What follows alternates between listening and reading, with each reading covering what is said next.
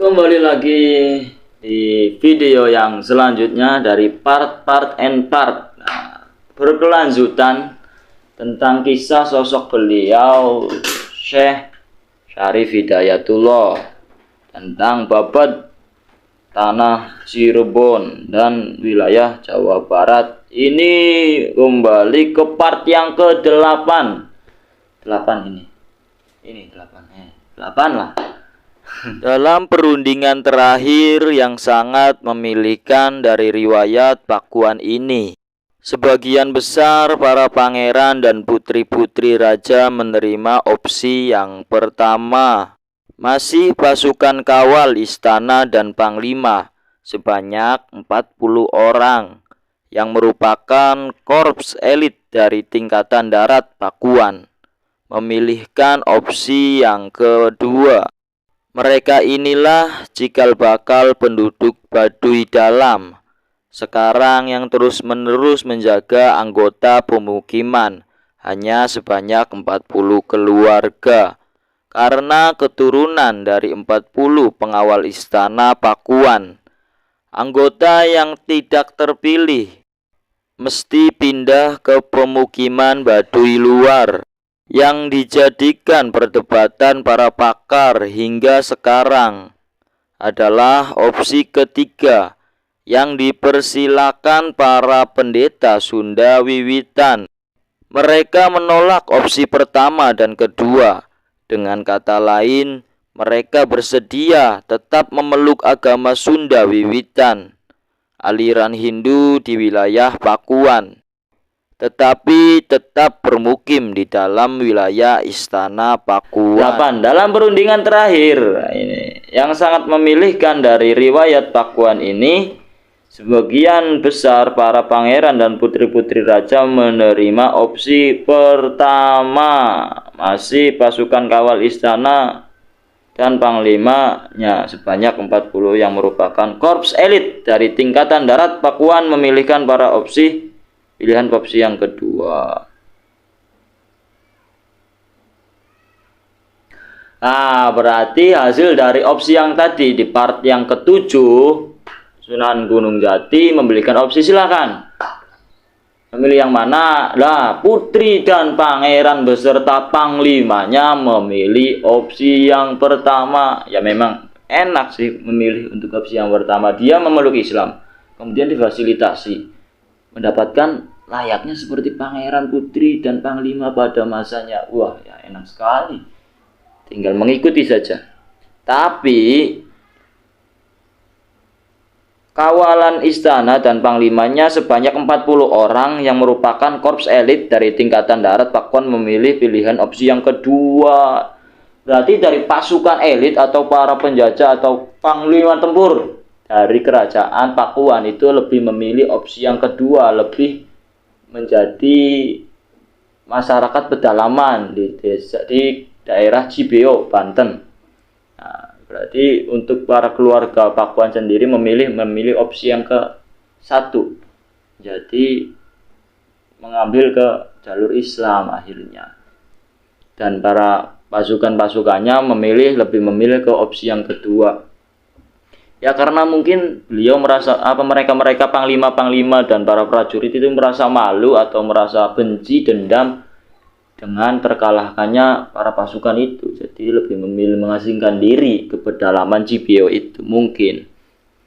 Ya barangkali ada yang lain cerita tentang itu, silakan di kolom komentar tulis ya. Ini kita bareng-bareng menelaah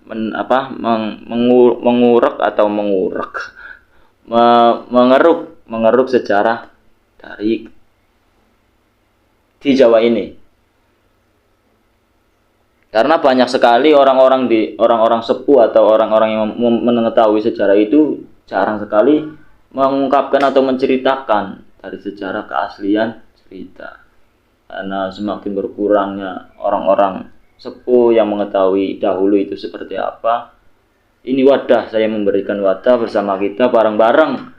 Mungkin dari desa ini ada nih juga tokoh salah satu pembantu Sunan Gunung Jati untuk melawan Kerajaan Pakuan. Silahkan diisi di komentar.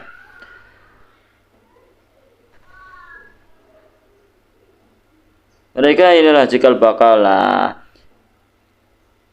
yang memilih opsi yang kedua itu mereka cikal bakal penduduk Baduy dalam sekarang yang terus menjaga anggota pemukiman hanya sebanyak 40 keluarga karena keturunan dari 40 pengawal istana Pakuan. Nah, sampai sekarang akhirnya dari orang-orang yang memilih opsi yang kedua membuat sebuah suku hanya 40. Dari dulu sampai sekarang hanya 40 keluarga. Dari 40 prajurit itu pasukan tempur dari kerajaan Pakuan membuat pemukiman, membuat suku Baduy. Menarik juga. Lalu karena keturunan 40 pengawal istana anggota yang tidak terpilih mesti pindah ke pemukiman Baduy luar. Anggota yang tidak terpilih mesti pindah ke pemukiman Baduy luar yang dijadikan perdebatan para pakar hingga sekarang. Adalah opsi yang ketiga yang dipersilahkan para pendeta Sunda Wiwitan. Mereka menolak opsi pertama dan kedua. Dengan kata lain, mereka bersedia tetap memeluk agama Sunda Wiwitan, aliran Hindu di wilayah Pakuan, tetapi tidak bermukim di dalam wilayah istana Pakuan. Pada akhirnya, para pendeta pemuka agama Hindu tidak mengikuti di Pakuan, juga tidak mengikuti Islam. Akhirnya mereka mengasingkan diri. Itu yang akhirnya para pendeta pemuka agama Hindu lebih memilih pindah dari Pakuan dan dari kerajaan Cirebon. Jadi